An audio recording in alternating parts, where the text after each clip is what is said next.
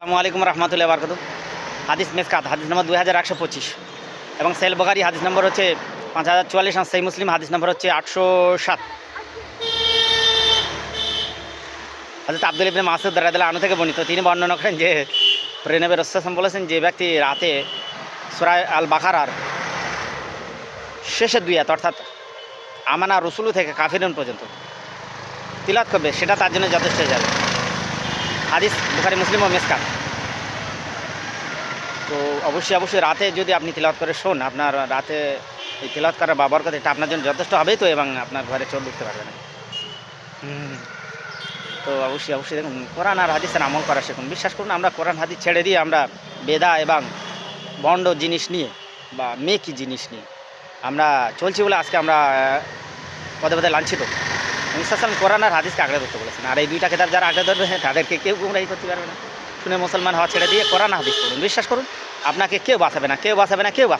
পৃথিবীতে দেখেন এত এসআর এনপিআর এটা সেটা হ্যান হলো, আপনি কি কেউ বাঁচাতে পেরেছে? আপনার কাগজ কথা বলেছে, আমল নামা কথা বলবে আপনার জন্য। বিশ্বাস করে আপনার কোনো হুজুর খেজুর পীর যাতে আপনার পীর কোনো কাজে আসবে না। অবশ্যই মনে রাখুন, আর আপনি এগিয়ে যান।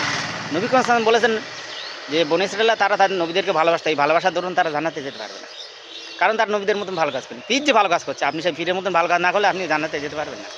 দোষটা পীরের নয়, দোষটা আপনার। অবশ্যই ওই জন্য আপনি কোরআন হাদিস ফলো করুন।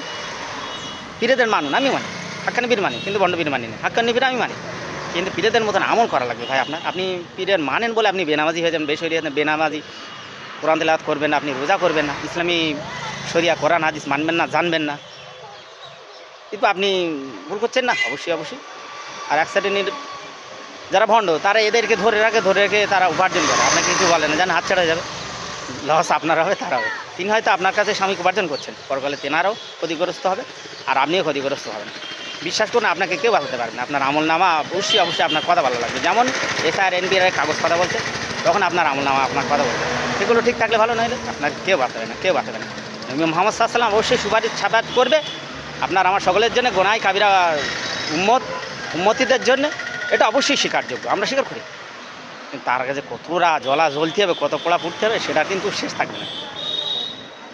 ওই জন্যে কোরআন হাদিস আল্লাহ রসুল নবী সাহাবীদের মেনে ভালো হাক্কানি পীরেদের যদি আপনি মানেন, তারা যদি কোরআন হাদিস অনুযায়ী চলে তাদের মানা যাবে, নইলে মানা যাবে। তো অবশ্যই মেনে এভাবে চলবে।